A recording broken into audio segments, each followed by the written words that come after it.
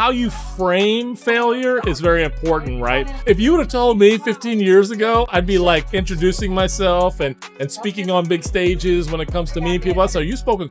If you expect to win, you're gonna win. Who's better off because you lived? How was your time being on the Phase Knowledge Podcast? Bro, check this out. Like, get to know this dude. Steve, man, again, welcome to the Phase Knowledge Podcast. So I got one question for you. Why are Qubit? Why are I was gonna say archive. So no, it's real simple. Qubit. Real simple. I mean, is AI relevant? Obviously it is. Quantum computers coming, but accessing the right platform, the right technology is critical, and a lot of people don't know where to go. Right? So, do I need quantum? Do I need classical computing power? Do I need AI? And which AI do I need? Well, if you can imagine, Priceline.com. You can get your flight, you get your hotel, get your car, and so it gives you an option, an opportunity. And so let's say I'm a researcher for a medical facility and I'm doing really complicated computations. I don't know what to use Azure, or I need to use quantum computing, or if I need it at all. So you can upload your work case in there and securely, because we have AI agents that make everything, all the transfer of information secure. You can upload that and it's going to say, yes, you need Azure, you need Gemini, you need this quantum computing power, and it's going to be able to do that securely. So it's all for $40 to $450 a month subscription. It sounds like you know what you're talking about. I'm glad it sounds like that, because I'm the people person. My founders are the tech geniuses. Matter of fact, my founder or co-founder, Shadia Maldonado, she was the chief engineer for cybersecurity for NASA. Yeah. So I am like that big compared to what they know. We have a CTO, a CFO. We're in seed round funding right now, and it's exciting. And I'm telling you, 24 months from now, when everybody catches up to where we're at, household name. And your household is being made right now because I understand the foundation of it. For you to have the experience that you have, you had to go through a couple of failures, because today you're really confident because you understand what you're presenting. So what was your biggest failure before you got the confidence to understand that you're actually making a difference? Well, I can even back it up a little bit. And I love what you're doing right now, because I have a consultancy business out of this where I teach people how to overcome fear, and action cures fear. And that's the only thing. And then how you frame failure is very important, right? If you look at it as a tool for learning, you're going to do great. If you look at it as an inhibitor to your success, you don't understand failure.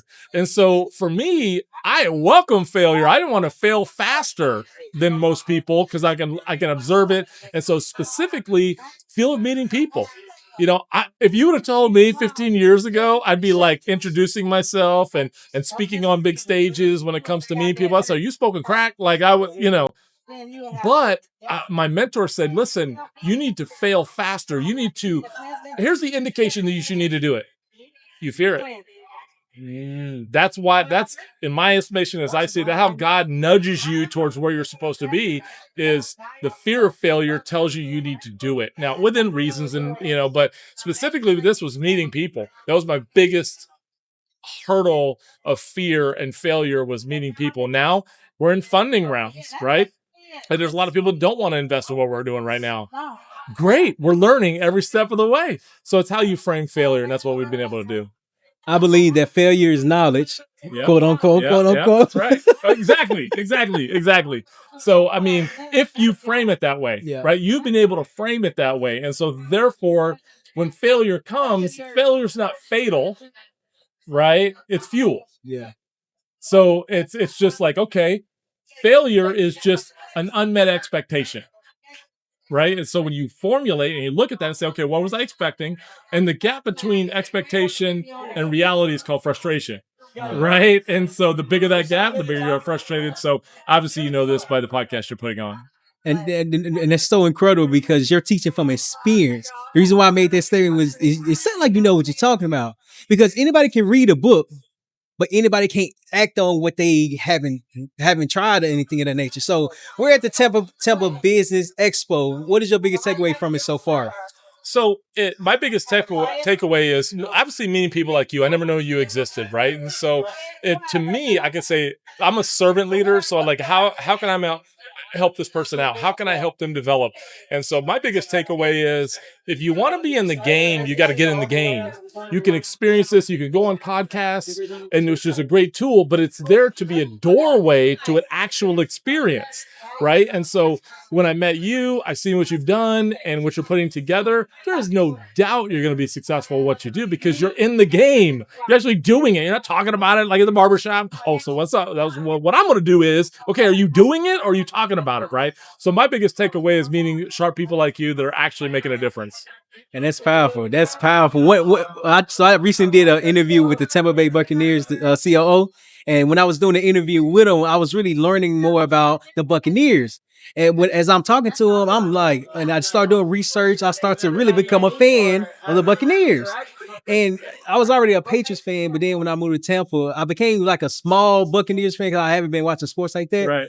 However, when I start to learn the mission behind the Buccaneers, the Glazers family, and the foundation that they have, and the pediatric cancer, like I didn't know nothing about that. Exactly. When I start to recognize that business is more than just making money, business is about making an impact. That's right. Steve, you're making an impact. That's right. So I want to thank you for doing what you're doing because there's a lot of people that can't do what you do. What you're doing is very confidently. So I do appreciate that. I appreciate that too, man. And let me say this. You know, at the end of the day, I used to work in long-term care. On your deathbed, you're not talking about how big your Bentley was, how big your house was, where you traveled. It's who's better off because you lived. Yeah. That is what you carry with you. That's the memories of the lives you've changed. And just by being in the medium that you're in, I can tell you're going to be a springboard for opportunity and generational wealth and things like that. Plus, you're doing it in a way that's going to live in digital world forever, right? So how exciting is that you're going to be able to, your great grandkids are going to be able to witness the not only the end result but the journey along the way, and you can't put a value on that. I definitely agree. It's more so just understanding the journey that you're on. Yeah. So last question, how was your time being on the Failures Knowledge podcast? Bro, check this out. Like, get to know this dude, right?